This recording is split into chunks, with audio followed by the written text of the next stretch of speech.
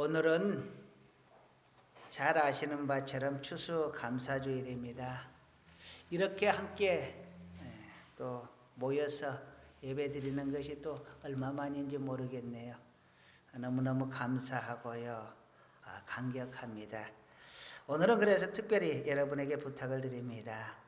이 아멘이란 소리를 좀 크게 해주시고 함께 말씀을 상고해 갔으면 좋겠습니다. 할렐루야. 힘이 납니다. 아멘 소리만 들어도. 이 추수감사주일은 기독교의 3대 절기를 이야기하라 그러면 첫 번째가요 부활절입니다. 두 번째가 크리스마스, 이 세 번째가 추수감사주일입니다. 그리고 네 개를 꼽으라 그러면 맥주감사주일을 꼽는데요. 맥주감사주일은 사실 크게 별로 지키지 않고 추수감사주일을 크게 지킵니다. 이 추수감사주일은 미국에서 시작이 되었다라고 하는데, 미국에서 추수감사절을 지키는 것이 성경에 근거를 두고 또 그 나라의 실정에 맞게 이렇게 날짜를 정해서 지키게 되었습니다. 미국 사람들이, 영국의 청교도들이 미국에 건너가면서 많은 숫자가 약 절반 정도만 살아남게 됩니다.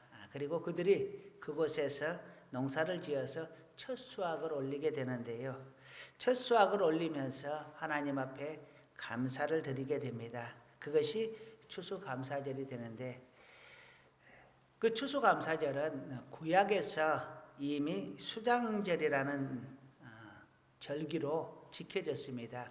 이 수장절은, 맥주감사절은 하곡을 추수를 해서 하나님에게 감사를 드렸던 것이고요. 수장절은 추곡을 수매를 해서, 그러니까 가을 곡식을 걷어들여서 이렇게 겨울을 준비하기 위하여 초막에다가 저장을 하는 그런 것에 대해서 하나님에게 주신 은혜에 감사합니다 하는 의미로 수장절을 드렸습니다. 그런데 이게 출애굽에 가서는, 출애굽 때에 이스라엘 백성이 광야에서 이 초막절을 정하게 되는데, 이 초막절은 뭐냐 하면, 광야에 있으면서 하나님께서 모세에게 너 시내산으로 올라와라 해서 모세가 40일 동안 시내산에 올라가 있게 됩니다. 그런데 모세가 먹을 것도 가져가지 않았고 물도 가져가지 않았습니다. 그런데 시내산은 완전 돌산입니다. 그냥 풀이 조금 있는 그런 광야가 아니고 완전 돌산이에요. 그러니 그곳에서 40일을 모세가 살았으리라 하는 생각을 못했던 겁니다. 이들은. 그래서 모세가 죽었을 것이다 라는 전제하에 그들이 우리를 인도한 하나님을 우리에게 보여주라 하는데요. 그래서 아론이 백성들에게 가지고 있는 금귀걸이를 이렇게 또 금목걸이 이런 금붙이들을 내놓아라 합니다. 그래서 그걸로 가지고 금송아지를 2마리를 만들어요. 그리고 그 금송아지에게 이 금송아지가 우리를 인도한 하나님이다. 하나님은 눈에 보이지 않고 금송아지는 눈에 보이는 신이니 그들이 금송아지를 섬기는 것을 더 기뻐했던 것입니다. 눈에 보이는 것을, 눈에 잡히는 것을 내놓으라 이거예요. 요즘도 그렇죠. 많은 사람들이 하나님이 어딨냐 나에게 보여줘라, 하나님이 어디 있느냐 나에게 내가 잡히게 해달라, 이런 말 하잖아요. 그때 사람들도 그랬던 것 같아요. 거기에 하나님께서 진노하셔서 모세는 하나님께 받은 십계명 2개의 돌판을 집어던져서 깨뜨려 버립니다. 그리고 하나님은 너무 진노하셔서 이 백성을 다 없애버리고 모세 너로 하여금 새로운 민족을 만들어서 가나안 땅으로 인도하겠다라고 합니다. 그때 모세가 하나님 앞에 엎드려 기도를 하지요. 하나님 만일 이 백성을 여기서 다 죽여버리시면 다른 사람들이 뭐라고 하겠습니까? 하나님이 이 백성을 광야에서 죽이기 위하여 애굽에서 인도해냈다고 하지 않겠습니까? 아니면 하나님께서 이 백성을 가나안 땅으로 인도해낼 힘이 없으니 그냥 이곳에서 다 죽였다라고 하지 않겠습니까? 그러니 하나님께서 이 백성의 죄를 용서해 달라고 합니다. 그리고 모세가 간절하게 기도를 하는데요. 만일 이 백성의 죄를 용서하지 않을 것 같으면 하나님의 책에서 내 이름도 함께 제거해 달라고 합니다. 하나님의 책에서 내 이름을 빼달라 하는 것은 구원의 목록에서, 구원의 생명록에서 내 이름을 빼달라는 것입니다. 나도 구원의 이름에서 빼달라는 것이죠.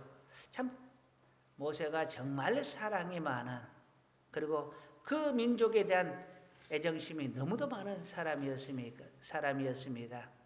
그래서 하나님이 모세를 들어 쓰시지 않았을까 하는 생각을 합니다. 그렇게 하나님 앞에 엎드렸을 때, 그렇게 기도했을 때 하나님께서 모세에게 다시금 시내산으로 올라오라 합니다. 그리고 40일 동안은 다시 그 시내산에서 모세는 하나님 앞에 있는데요. 그러면서 다시 돌판을 받아가지고 내려옵니다. 하나님께서 이 돌판을 다시 주셨다라는 것은, 이 율법을 다시 주셨다라는 것은 이스라엘의 죄를 용서하셨다는 것이었고, 하나님이 여전히 사랑하시고 하나님의 약속이 여전히 유효하다는 증거였습니다. 그것이. 그래서 그들은 하나님께서 율법을 다시 주신 것에 대해서 감사하여 초막절로 이것을 지키게 됩니다. 구약의 수장절과 초막절은 의미가 약간 다릅니다. 그럼에도 같은 시기에 있기 때문에 함께 해서 초막절을 지킵니다. 유대교 같은 경우는 초막절로 지켜요. 그런데 이게 미국에서는 수장절의 의미를 더 두어서 추수에 대한 감사의 절기로 추수감사절을 지키게 된 것이죠. 수장절과 날짜는 좀 다릅니다. 왜냐하면 이스라엘의 그쪽 기후와 미국의 기후가 다르잖아요. 우리나라의 기후가 다르잖아요.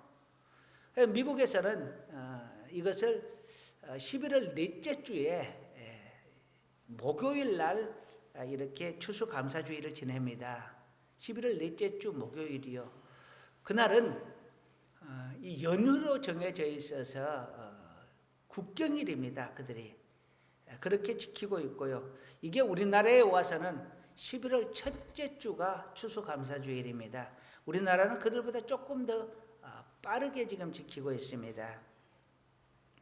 어떤 교회들은 11월 첫 주가 좀 빠르지 않느냐 해서 조금 느리게, 우리 실정에 맞게 조금 느리게 지키는 경우도 있습니다.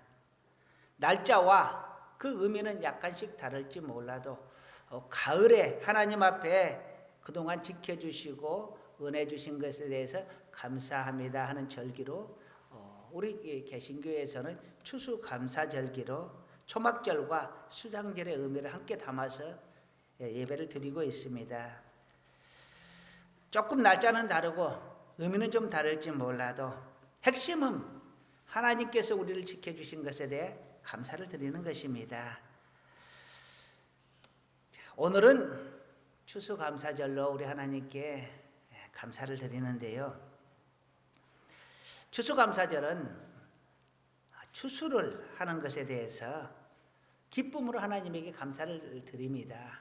그런데 또 한편으로 보면 하나님이 추수를 할 수 있도록 우리에게 모든 것을 주셨지만 그 추수를 하는 것은 하나님이 해주시는 것이 아니고 우리가 하는 겁니다. 오늘은 하나님이 주신 것에 대해서 감사하고 우리가 추수꾼으로서 하나님께서 주신 것을 거둬들이는 사람으로서 어떤 모습이어야 할까 함께 생각을 해보려고 합니다. 우리 개신교에서 얼마 전부터 이 추수꾼이라는 단어를 참 어렵게 생각을 합니다. 전에는 많이 썼어요. 그런데 왜 갑자기 이 추수꾼이라는 단어를 쓰는 것을 어렵게 생각을 하느냐 하면 신천지 이만희 교주가 이 추수꾼이라는 단어를 자기들 교리에다가 집어넣어서요. 이게 자기들 말로 이렇게 포교자, 자기들 교회 복음을 전하는, 자기들 이렇게 교회를 전하고 사람들을 데려오는 자, 그런 사람을 추수꾼이라고 이름을 지었습니다. 그러다 보니까 우리 개신교에서 추수꾼이라 하면 또 똑같은 단어라 오해를 살 수가 있지 않을까 싶어서 좀 기피하는 경향이 있습니다.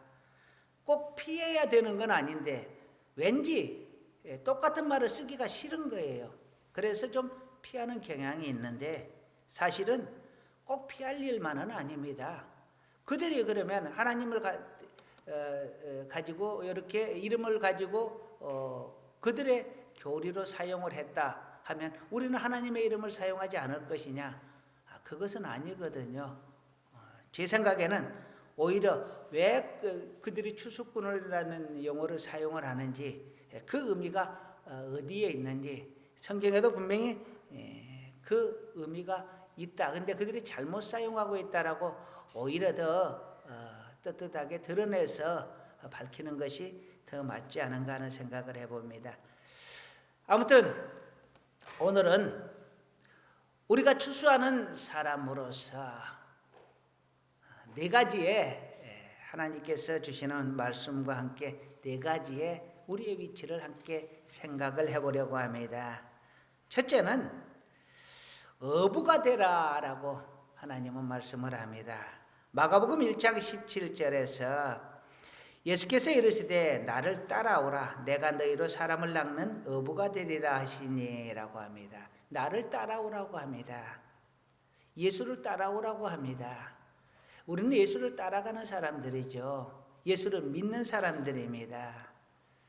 우리에겐 그리스도인이라는 이름이 붙여져 있습니다. 그리스도의 사람, 그리스도를 믿는 사람, 그리스도를 따르는 사람, 이 그리스도는 곧 예수를 의미합니다.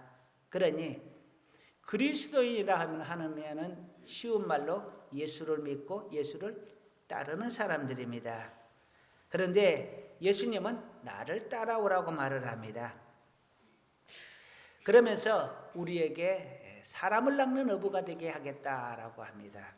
이 말이 자칫 오해를 불러일으킬 수가 있는데요. 낚시꾼은 고기를 잡을 때 살리려고 잡습니까? 죽이려고 잡습니까? 잡아먹으려고 잡잖아요, 원래.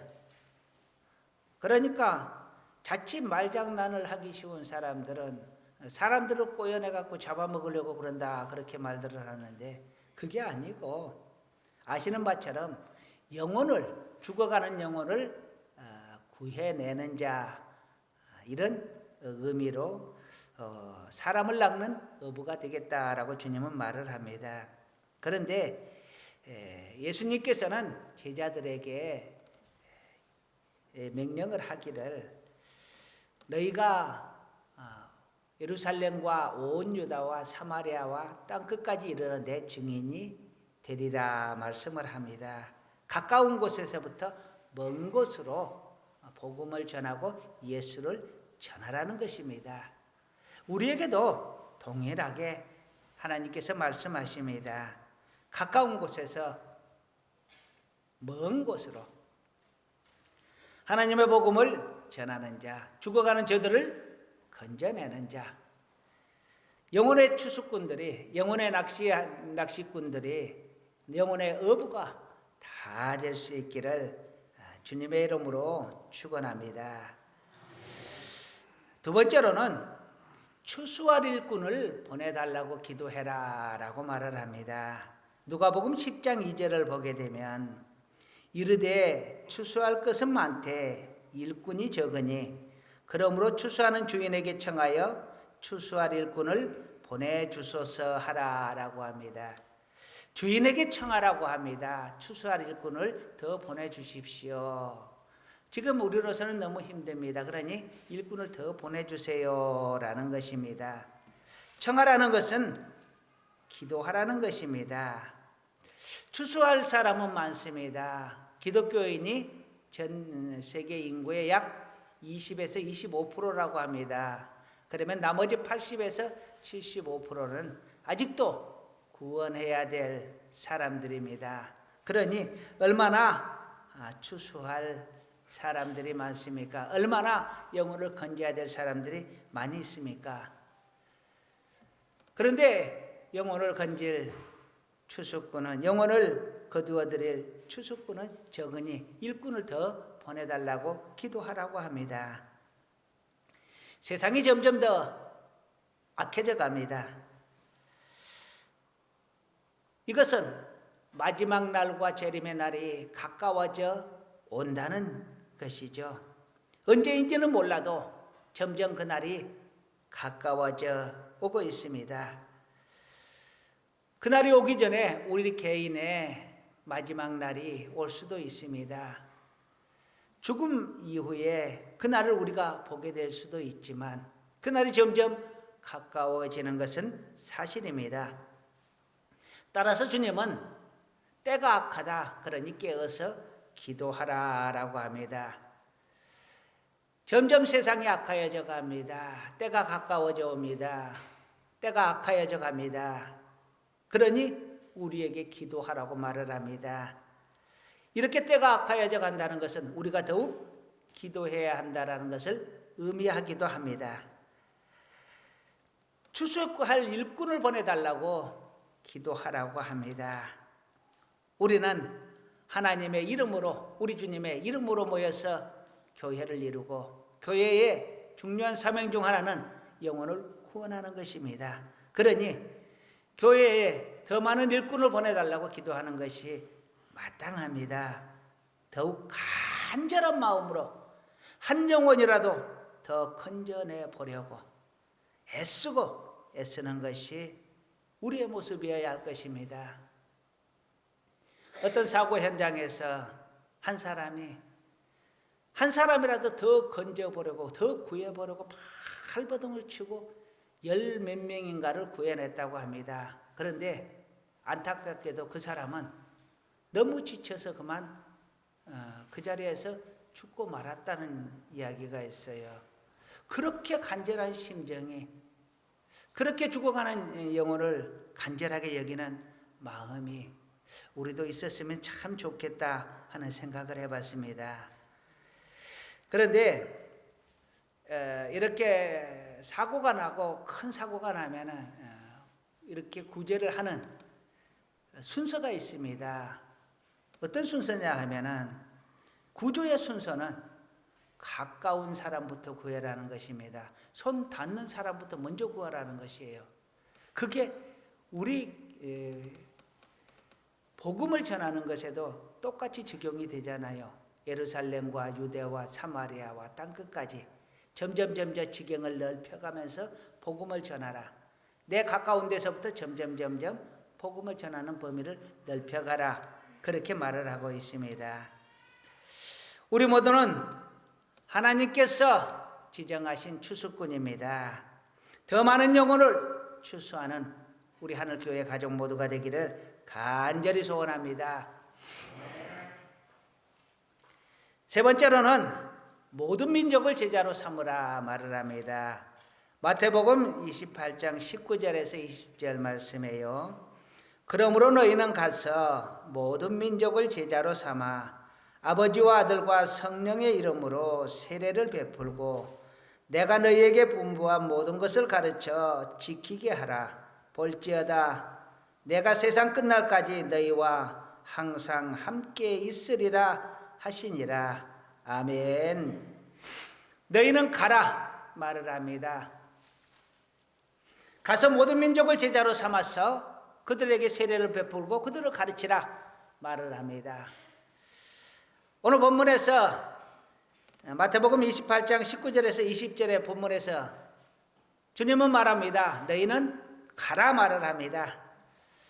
말로만 영혼을 구해야 된다, 말로만 사랑해야 한다 하지 말고 행동하라는 것입니다.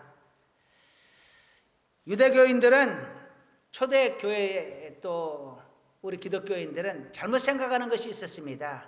뭐냐 하면 오직 유대인들만이 구원의 백성이요 하나님의 백성이다. 그러니 그들만 구원을 받을 것이다 라고 생각을 했다라는 것입니다. 그래서 예수님이 부활하고 예수님께서 복음 증거를 땅끝까지 하라고 명령하였음에도 불구하고, 모든 민족에게 복음을 전하라 명령하였음에도 불구하고 그들은 예루살렘 안에서 자기 민족에게만 복음을 전하였던 것입니다. 그래서 이방인의 전도자로 바울을 하나님께서 세우셨고 예루살렘 교회를 쳐서 그들이 온 세상으로 흩어지도록 만드셨습니다. 하나님은 그렇게 온 세상으로 복음이 전파되도록 하셨습니다.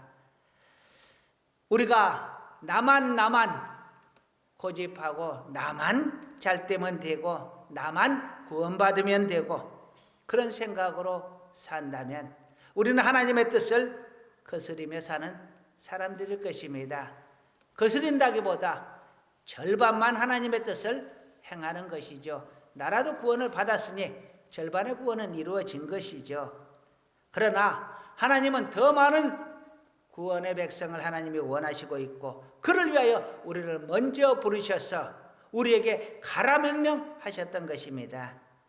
그러니 먼저는 내가 믿고 내가 구원을 받아야 하지만 또 한편으로는 하나님이 나에게 먼저 선택하셔서 내가 구원의 백성 되게 하시는 것은 다른 사람을 내가 구원하라고 우리를 부르신 것입니다. 그러니 우리도 나가서 모든 민족을 제자로 삼고 나가서 모든 사람에게 복음을 전하는 자, 선생님 복음을 전하는 자 될 수 있기를 주님의 이름으로 축원합니다. 이제 네 번째로 땅끝까지 이르러 내 증인이 되라 말씀을 합니다. 사도행전 1장 8절을 보게 되면은요, 오직 성령이 너희에게 임하시면 너희가 권능을 받고 예루살렘과 온 유대와 사마리아와 땅끝까지 이르러 내 증인이 되리라 하시니라. 할렐루야. 성령을 받아서 권능을 받고 권능을 받아서 땅끝까지 가서 내 증인이 되라. 땅끝까지 가서 예수를 전해라. 땅끝까지 가서 복음을 전해라. 그래서 그들의 죽어가는 영혼을 구원해라. 주님의 마지막 명령입니다. 그리고 주님은 승천하시게 되는데요. 그래서 이 명령을 마지막 지상 명령이라 말들을 합니다. 땅끝까지 주님은 복음을 전하라. 땅끝까지 가서 증인이 되라 말을 합니다. 증인이 되랍니다. 예수를 증거하라고 말을 합니다. 복음을 전하라고 말을 합니다. 그러면 복음의 땅끝은 어디냐? 지리적으로는 온 세상을 말하는 것이고요. 그리고 사람으로 말하면 모든 사람을 말하는 것이고요. 시간으로 말하면 내 생명이 있는 그날까지 우리는 예수를 전하는 자 되어야 합니다. 지리적으로는 모든 세상을, 사람으로는 모든 사람을, 그리고 시간적으로는 내 생명이 다하는 그날까지 우리 주님을 전하는 자 될 수 있기를 주님의 이름으로 간절히 소원합니다. 이제 말씀을 마무리하려고 합니다. 우리는 하나님의 은혜로 먼저 하나님께 부름을 받았습니다. 그래서 하나님의 백성 삼아주셨고 하나님께서 하나님의 자녀 삼아주셨고 그래서 우리에게 너희가 먼저 부름을 받았으니 너희도 전하라 말을 합니다. 영혼을 건져내는 어부가 되라. 영혼을 추수하는 추수꾼이 되어라. 그들에게 예수를 전하고 가르치는 선생이 되어라. 그리고 예수를 증언하는 증인이 되어라. 우리에게 명령합니다. 우리는 영혼을 낚는 어부입니다. 영혼을 하나님께로 거둬들이는 추수꾼입니다. 그리고 그들에게 하나님을 가르치고 하나님과 함께 동행하며 그 영혼이 구원받을 수 있기를 가르치는 선생 노릇을 해야 하는 사람들입니다. 그리고 땅끝까지 예수를 전해야 될 사명을 받은 우리들입니다. 먼저 우리가 구원받는 백성이 되고 또한 그 구원을 모든 사람과 함께 손잡고 구원의 자리로 나아가는 자, 전하는 자 될 수 있기를 간절히 소원합니다. 하나님은 분명 우리가 하나님 앞에 갔을 때 우리가 무엇을 하다 왔는지 하나님께서 명령하신 것을 잘 진행을 하였는지 우리에게 따질 것입니다. 분명하게 하나님은 심판을 하신다고 했습니다. 심지어 우리가 입으로 한 말까지도 세상에서는 사라지지만 하나님 앞에서는 심판의 대상이 된다라고 했습니다.